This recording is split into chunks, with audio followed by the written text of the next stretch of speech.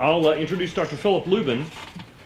And Philip, I've crossed paths with many times, both at Interstellar conferences, NASA conferences, NIAC symposia, and other places, where he's been working on some really innovative ideas for enabling relatively near-term interstellar travel. Dr. Lubin is a professor of physics at the University of California, Santa Barbara. His primary research has been focused on studies of the early universe in the millimeter wavelength bands. His group has designed, developed, and fielded more than 24 ground-based and balloon-borne missions and helped develop 2 major cosmology satellites. He is a co-recipient of the 2006 Gruber Prize in Cosmology, along with the Cosmic Background Explorer, the COBE science team, and their groundbreaking work in cosmology. He's published more than 200 articles. So to close out the sessions that we have today, he's going to give us his view of a roadmap to interstellar flight. Okay. Thanks a lot, Les. Really appreciate it. Thank you, Les. So I want to give you a fast tour. It'll be 30 minutes to Mars, I guess, according to the headlines. So we're just about on track. Okay, but I'll show you something we're not stopping. Okay, so just for reference, the fastest thing that we've gotten so far on a highly macroscopic level is Voyager, which is going at about 17 kilometers per second, which is quite slow compared to the speed of light. Our target is Interstellar, and I want to show you a way that I think we can actually get there on the real axis, not on the imaginary axis. So all this is on our website. There's a paper that was submitted to a JBiz almost a year ago. I won't noodle our friends from JBiz about that. Anyway, you can find it on our website. NASA released a video about 2.5 weeks ago, which unfortunately went viral, which has, last track was 1.4 million views on it.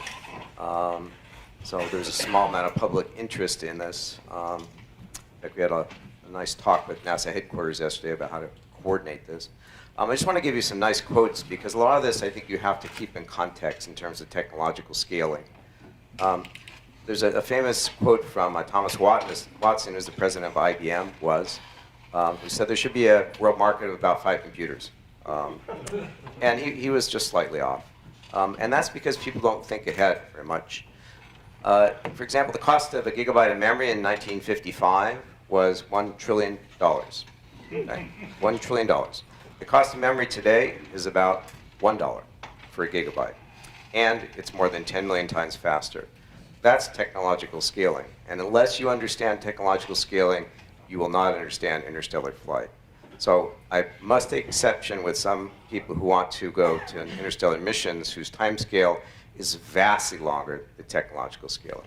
So you have to think about that. I'll explain why. Okay, I go to a couple conferences. I rarely go to these because they're too much on the imaginary axis for me. If you want to get real, to get relativistic, great. If you don't, that's fine too. So we can either talk about it or you can do something about it. Frankly, I don't want to be talking about it in 20 years. Life's too short. I'd rather be building the first relativistic spacecraft. Okay, and I'll show you how to begin on that roadmap in a real way, not an imaginary way. It will not be easy, and there will be many difficult technical issues, and it will not be cheap, but it is possible. Okay, and it will profoundly affect many of the things that we can do, not just in interstellar flight. If you've ever had the Miranda Act read to you, I hope you have not. But if you ever speak to the press, you should ask them if they understand the Miranda Act. Anything you say can and will be used against you, okay? Even if you don't say it. So some of this is okay. This one was all right. This was some of our work on Planetary Defense, which appeared a couple years ago in some of the journals. This was a respectable one. This is one of the more respectable ones that got it not quite right, but not so wrong as some of the tabloids in Europe. Flying to Mars in just 30 minutes may be possible, and unfortunately my name is in here somewhere. Well, yes, flying to Mars in 30 minutes is possible with the wafer scale satellite that I'll show you, or spacecraft, but you're not stopping. Okay? And hence we're not sending this person, at least not without the shrink ray, going going. There's more than 24 papers. I like to write lots of papers and long papers. They're very mathematical. The latest roadmap is 61 pages long, almost all of which is mathematics and plots. So knock yourself out. Okay, burn it when you're done. It's good for fuel, except for the CO2. The roadmap to interstellar flight is this one. It was submitted in April last year. There's another one called the Search for Directed Intelligence. It's like, we have another one on the Search for Misdirected Intelligence, which is 100%. Okay, we know it exists. This one we're less sure of. Okay, and this one was submitted several months ago. We have 8 more papers in SPIE in 2015 and probably 6 more this year coming up. Some numbers to keep in mind. The shuttle, when it takes off, has a power of about 50 gigawatts equivalent, though we don't rate it that way. The kinetic energy of the shuttle in low Earth orbit is about 1 kiloton. It's a small tactical nuclear weapon. Okay, time to LEO is about 10 minutes. A 1 gram wafer sat, which we'll focus on in a bit, takes about 10 minutes to accelerate to about 25% the speed of light, and it has a kinetic energy of 1 kiloton, a small tactical nuclear weapon. A 1 kilogram craft going at the same speed would have an energy equivalent of 1 megaton. Okay, so be careful where you aim it. Okay, why can you do this now? There's been a revolution in photonics, much like there's been a revolution in electronics, and this is the reason you can do this. This has evolved over the last few decades, and I'll show you a Moore's law-like plot in just a moment. But we can now efficiently convert electricity into light. As you know, those of you that are replacing your light bulbs with LEDs understand there's been a revolution. Well, there's been a similar revolution in lasers, except now we have extremely high efficiency, very compact lasers. A kilowatt laser will soon have a mass of 1 kilogram and will fit in your hand. Currently has a mass of about 5 kilograms. It still fits in your hand. But imagine a 1 kilowatt laser in your hand. Just think of what you can do with such a thing, or other people can do with it. You might be frightened. Efficiency is approaching 50%. Okay, for those of you that are interested in the physics of it, you can come and talk to me. But these things are real, they exist, they're not imaginary. Here's a plot of CW power out of a fiber as a function of year over the last 25 years. Doubling time is 20 months. I did a fit to it, got the data out of the literature. This is a classic exponential growth phase. Power is going up exponentially, cost is coming down exponentially. So we're truly in a technological revolution. You can phase lock these things. Why? Because this is called a MOPA system. There's a master oscillator, and there are amplifiers. So these are technically not lasers, but laser amplifiers. In virtually all of your fiber optic communication systems, there's an erbium, as opposed to ytterbium. There is an erbium-doped amplifier in virtually all of your fiber optic systems. This is a known technology. This works. What's new is that they're now high power and that they are phase lockable with a long coherence length.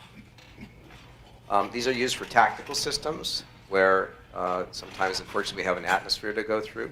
And for tactical systems, you have to deal with the turbulent atmosphere in space. Luckily, we don't have that same problem. Okay, these work, I assure you. I'll show you some scaled up versions of this. I'll explain how I got into this business because this is not my norm, but I was doing something related to other kinds of things that you worry about. This is the beam pattern on a log scale where the incident angle is in radians times 10 minus 8. So this is 10 nanoradians here. This is for a kilometer by kilometer array of 1 meter elements. And I'll explain scaling in a bit. Okay, this is important. If you don't understand technological scaling, you will not ever understand how to get to the stars properly. This is memory price over 60 years, 11 orders of magnitude drop in price. This is cost for computation, 17 orders of magnitude in the last 100 years, approximately. Okay, this is photovoltaics. It's come down about a factor of 1,000 in 40 years. And this is a projection from the year 2008 into the future. We're now right about here. Well, the cost actually is down here. So we've come down faster than we thought. Another exponential scaling. Some things don't scale so well. So for example, cost of orbit is not on a nice Moore's law plot, unfortunately. Okay, some things do not scale well. For example, the amount of calories it takes to feed us is not coming down exponentially. It's rising, but luckily not exponentially. But, this is a problem. Need to fix it. Directed energy, on the other hand, is quite ubiquitous. This is a directed energy system. A book that I throw at you is a directed energy system, but that's not what we're talking about. This is a directed energy system. Lots of examples, chip diodes in your DVD players, fusion, tactical weapons, and beam combining.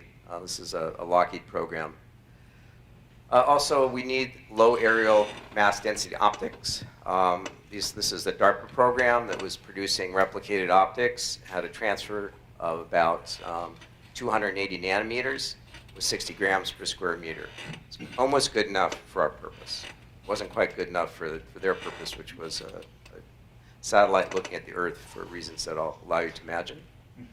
The same system is also useful for planetary defense. We have more than a dozen articles on planetary defense using directed energy. If you're interested in that topic, go to our website. This is a small version of the system.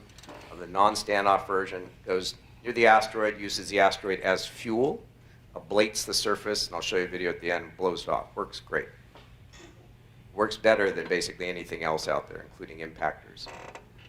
We got a NIAC recently to study using directed energy for relativistic propulsion and other applications of the technology, and to look at the TRL levels, the technology readiness levels. I'll explain more of that as we go forward. Within about 25 light years of the Earth, there's a bunch of targets, in addition to, of course, things in our solar system and slightly outside our solar system, besides exoplanets. But there are enough exoplanets around to be interesting. If you look at a plot of speed, this is in meters per second. This is beta, V over C. This is gamma minus 1, which is a relativistic factor related to kinetic energy. We do really well at low mass objects. We get within 1 meter per second of the speed of light, literally, every day in the laboratory, using electromagnetic acceleration. And on the high mass end, we do quite pathetically poorly. Why? Because we're using chemical reactions, which are about 1 eV per bond, whereas here we're doing electromagnetically. So there's a huge technological divide, which we propose to fill in with directed energy, at least for the initial phases of interstellar flight. So we propose a direct photon-driven flight, and I'll go through the statistics and the physics with you. It takes a lot of power to get there, unfortunately. You cannot have a small power source to drive a interstellar craft of any significant size. So, for example, to get to the distance of Mars, it takes about 30 days to have a 10,000 kilogram or 100,000 kilogram craft. Actually, it's more 100,000. But if you want to send overnight delivery of a kilogram, it takes less than a day. However, you got to stop too, which is another issue we'll talk about.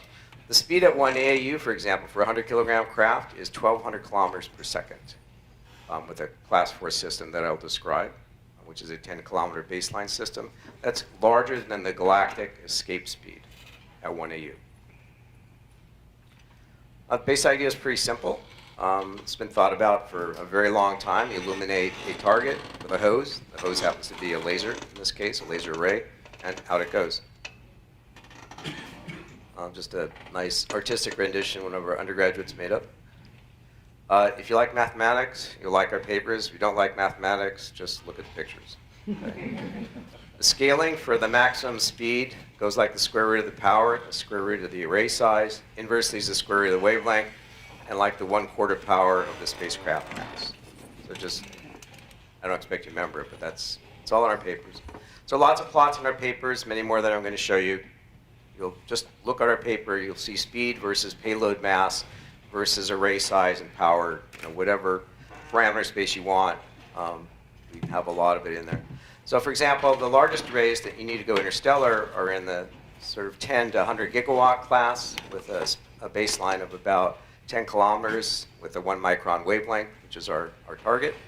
And that gets you to above 10 to 8 meters per second for a wafer-sized craft. Okay, this is where the payload mass equals the CL mass. Okay, and this is versus payload mass.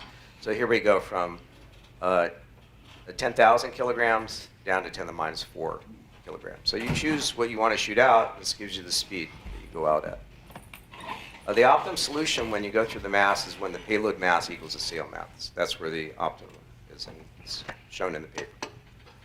This is for some small mass cases, low mass, for different sail sizes, sail thicknesses. This is beta. Here's 10% the speed of light. Here's the speed of light. Here's 1% the speed of light. Here's the payload mass in kilograms. Here's a wafer down here at a gram, which is about what a silicon wafer, the type we're talking about, is. Here's 1 kilogram. So you can get to relativistic speeds if you can build the array. Kinetic energy, again, a 1 gram system is a kiloton, and a 1 kilogram is a megaton. So if you hit an exoplanet, you could have some issues with people being upset at you or some beings. It works in the laboratory. This is a 1,000 sigma, which I've actually never had a 1,000 sigma result before, of a little test in lab with a small laser system that the students built. And this is a great thing for students. They love to come and burn holes through everything that they get their hands on, including their friends' cell phones and other stuff. You can do better, and I don't assume you do better, but you can bounce photons multiple times back and forth. We call it photon recycling. It's done literally all the time in optics. Good example is the LIGO system, which has a photon recycler with a gain of greater than 5,000. They recycle many, many times. They have a high Q cavity. Bay, for example, has achieved about 500. But there's no limit in theory to what you can achieve with this. You could lift off a shuttle class system with a 1 watt laser if you can get enough bounces. We don't, in practice, know how to do that. In theory, you could. We just stuck a couple mirrors in, had the students do it, we got a factor of 10. So the problem is doing it over long range, so we don't assume that you do this. Here's some small early examples of what we could do. This is an orbital simulation, a full multi-body problem. You'll see the spacecraft being kicked out of the Earth's orbit in about a little over a day. This is with a relatively small system. This is a 15-meter class array with a wafer. And so we can do many intermediate steps, which we'll talk about. When you launch a low-mass system on a high-power laser array, it only takes about 10 minutes to get up to a quarter of the speed of light. That's it, it's gone. You're not powering it the whole way. You only power it for a very short distance, a few times distance to the moon typically for small craft, much longer for larger craft. And then that's it. Then you launch what? You sit there and do nothing? No, you launch the next one. So if you wanted to launch wafers, you could launch them every 10 minutes or have about 40,000 payload launches per year using one launch system. So you amortize the cost. Power and communications, there's a whole discussion in our paper, including signal to noise calculations with the CIB, the ZODI, everything's thrown in, thermal. We assume a silicon nanowire thermal converter with about a 7% efficiency, which is quite easy to do. We assume an RTG on board with 1/3 of a gram of plutonium. It's possible to do much better than this. You could do mechanical generators, which typically have 10 times the efficiency, but those haven't been built in miniature yet. So anyway, there's laser comm on board the wafer. It's not just a piece of paper. It actually has sensors on board, has imagers on board, has a star cam on board, has laser comm. Take a look at the paper, it talks about it. There's also photon thrusters on board. You can reorient it. There's a whole discussion about dust hits. We've done some work in the electrical engineering department, another group, on making phased arrays on the wafer for laser comm. So a discussion paper about that. Dust grain hits, just see the paper, talks about how many dust grain hits you get on the way out of the solar system and on the way through interstellar space. Okay, lots of other plots, and I don't expect you to remember any of these, except the math is all there, and we can produce any reasonable set that you want. This particular case is a 1 gram wafer scale case. A kilogram is much, much easier. So you might say, why don't we do that? Well, we can do that. Just achieves lower speed, but not that much lower. You get to about 5% the speed of light. The sail in this case is 1 meter in diameter. This actually is 0.7 meters. It's not very big at all. It's quite tiny. Okay, compared to something that's imaginary at the moment. Imagine I gave you antimatter for free, as much as you wanted. How would antimatter compare as a propellant to directed energy? It's a good thought. You should think about it. And the answer is actually quite simple.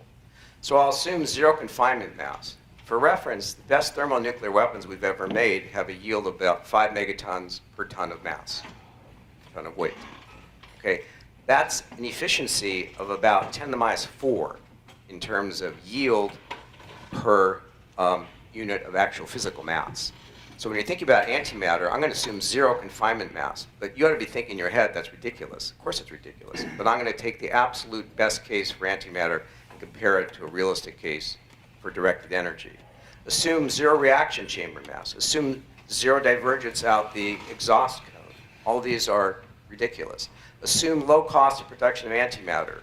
Also ridiculous. Okay? How does it compare to directed energy? The answer is directed energy of the same power is twice as efficient. Why? It's trivial.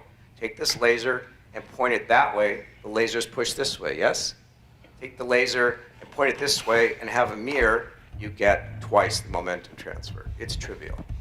So even if I gave you a gram of antimatter, which is equivalent to about 50 kilotons of yield, which is what it is equal to approximately, or a kilogram is 50 megatons, which is the largest nuclear weapon ever detonated by our Russian colleagues. It's called the Tsar Bomba. Again, the conclusion is even if you had antimatter, a perfect antimatter engine, which is absolutely ridiculous the way I've described it, there is no such thing, not even theoretically. But if there were, you'd still want to use directed energy. There's a plot in another paper, but I'll show you here, a Seti paper that shows the power in watts versus the classification scheme. We take the log of the size in meters. 4 is 10 kilometers, 3 is 1 kilometer, 2 is 100 meters, 1 is 10 meters. This is the equivalent antimatter production rate you'd have to achieve per second, sorry, this is kilograms per year, to equal that classification in directed energy. It's quite formidable, particularly when you look at the costs of antimatter production, which are estimated. It's all over the place. You know, some estimates are $60 trillion per gram, but I don't believe any of the estimates. Beam formation at sub-nanoradian scales, has it ever been done? Yes. We've now phase-locked telescopes over the world at about 1.3 millimeters and achieved 0.1 nanometer. And they weren't even next to each other. So we know how to do things like this in the millimeter. We are building phased array lasers in the near infrared. They just haven't been spread out yet, which is what we're working on. Precision metrology in space. If you look at the plans for LISA, the plan was to get 20 picometers, which is 0.02 nanometers, at 5 billion meters. We're only asking for 100 nanometers at 10 kilometers. We've been assured that this is relatively easy to do. Long-range communication, just for reference, if you point one of these units at the Kepler planets, which are all about 1,000 light years away, it would appear as the brightest star in the sky, as bright as Sirius, about mag 0 on a photometric scale, assuming you could see at 1 micron. That has implications for Seti that I'll talk about in a bit. People talk about Dyson Spheres. You know, a civilization would capture sunlight and use that sunlight. I think a much better way to utilize the power from a star would be to convert it into something directed. So take that and convert it into directed energy. And if you look at it, think about what you could do with this. You could move entire planets or vaporize them, as the case may be. Okay, so there's a roadmap, and a lot of the paper talks about this roadmap. How do you actually start on this process? Because the technology does exist. We have to now apply it and scale it and build it to scale. So we're starting small. This one sort of already exists. This is one that we're currently working on with some other groups, mostly from the DoD sector. And these are sort of benchtop size. These can be flown on a balloon and also in space. And then you work your way up the food chain. And as you go, there are things that you can do with it. You know, class 0 can actually be used for space debris vaporization, mitigation on the ISS if you want. Class 1, definitely space debris mitigation. You can send wafers from LEO to GEO, which is the one example I showed you. Class 2 you can escape, go all the way up into the solar system. You can have certainly ISS defense and space debris and close asteroid deflection. When you go to a Class 3, you begin to have serious photon drive, and you have standoff planetary defense. You can defend yourself from the Earth against incoming asteroids and comets. We'll have a paper soon on comets. And when you go to Class 4, you get a full relativistic drive for WaferSat. But you don't have to stop there, and I think this is what's important to understand in technological scaling. And then you have lots of other things you can do with it. People worry about this being used as a weapon. One thing we can do is put it on an atmospheric absorption line, if we wanted to. Doesn't personally bother me, but some people have asked me about that. And there are deep absorption lines if you want to prevent it. So I want to give you a short discussion about amortization. Then we'll finish up.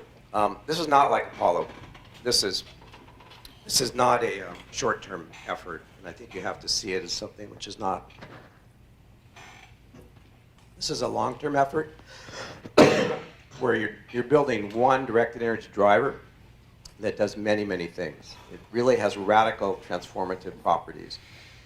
You can send things from sub-gram out to kilogram level into interstellar space, or you can send things to the planets, in large things, including human-capable things. You have full planetary defense. You can capture asteroids. You can look at their composition. You can have power beaming to distant spacecraft, including the Earth. You can terraform, including possible storm mitigation. We've done some work on looking at atmospheric things you can do. Things completely scalable, modular. All the elements are the same. You just add more and more elements. You have to learn how to build cheaply. This is the total federal outlays versus the Apollo program here. These are the other outlays. This is Apollo. Here's the 2008 dollars. Here's Iraq and Afghanistan. Here's the Apollo program. Okay. Here's the amount NASA spent as a function of year. Okay, we peaked at near 4.5% of the federal budget from 59 to 2012. Here's what it looks like in different ways for NASA. Here's the Apollo program peaking here in the 60s, and then other programs, Space Shuttle, et cetera.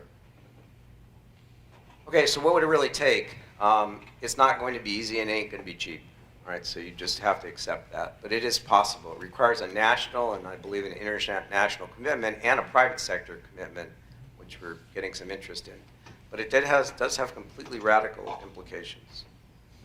So what's needed? You really have to treat this, I believe, as an integrated academic, industry, private sector, federal, and people. It's a sort of a planetary effort. What has to happen? You have to reduce the cost of space access by at least a factor 10. Reduce the cost of space PV by at least a factor 100. Space PV costs 1,000 times what terrestrial PV costs today. There is no reason for that. It's because we don't mass produce space PV. It's not because of the cost of materials. We need to learn how to build large structures. So we're working with some companies that are working on innovative areas there. Okay, so I see this as a human endeavor. I won't dwell on this, but I think it's something which is really inclusive of the human spirit. If you look at what happened with the recent NASA release on this, people were really interested.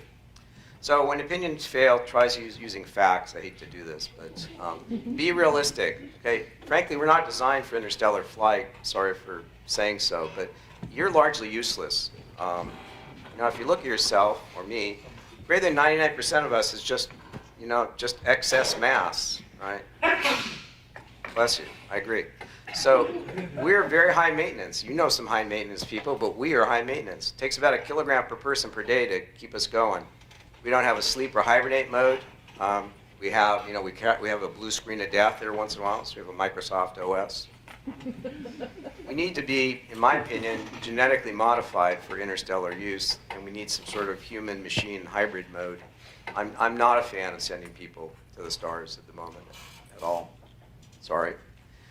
What if you wanted small human-capable interstellar craft? Well, 1,000 tons is what would probably be necessary as a minimum. Remember, 1 kilogram is a megaton. 1,000 tons would be a teraton equivalent. teraton equivalent is getting close. It's about the level of what killed the dinosaurs in terms of energy. So if we had antimatter, you'd need about 100 to 1,000 tons of antimatter to push that thing to relativistic speeds. Okay, and this is one spacecraft. It's not a good idea to send out one spacecraft. And it takes so incredibly long. 1,000-year missions, to me, they don't make any sense at all, frankly. Sorry, they don't. Because technology is scaling so rapidly, but by the time you get there, 1,000 years will have gone by. Well, how much more advanced do you think you're going to be 1,000 years from now? It just doesn't make sense to me. Implications for Seti, there's a whole paper on this. Bottom line is you can see across the entire universe. If there was another civilization out there, like ours, we could see them across the entire universe out to high redshift. Take a look at the paper. It's all in there. Think about what this means. There are approximately 10 to the 20 planets in our universe, we estimate now. 10 to the 20 planets. There's a bunch of signal to noise plots. Very high signal to noise for different civilization classes. Here's a 1-meter telescope with 1 arcsecond seeing, just really bad seeing. Here's a 10-meter, 30-meter, 100-meter, kilometer class. Here's space-based, high signal to noise ratios. You can see all the way across the universe. I'll be done soon. Conclusions. Okay. Recent photonics advances actually make this doable. You can now not just sit in meetings and say, gee, I wish I had a miracle here. Give me an antimatter engine or whatever you want. You can actually do this. You can actually start a program. There's no reason why we cannot do this. There's a roadmap to relativistic flight, which I urge you to take a look at. All the modules are the same. You can just go into mass production. Oh. Okay. And there's many, many other applications which you really need to think about. It's hard. It's impossible. No, it's not. It's just hard. And this is not for the faint of heart. So if you don't like hard things, don't do this. Okay, if you're interested, join us. We would certainly like that. Let's go on, if you could just play the quick thing that NASA had, because I think this kind of summed it up. Yeah, not this one, it's the next, it's the NASA one.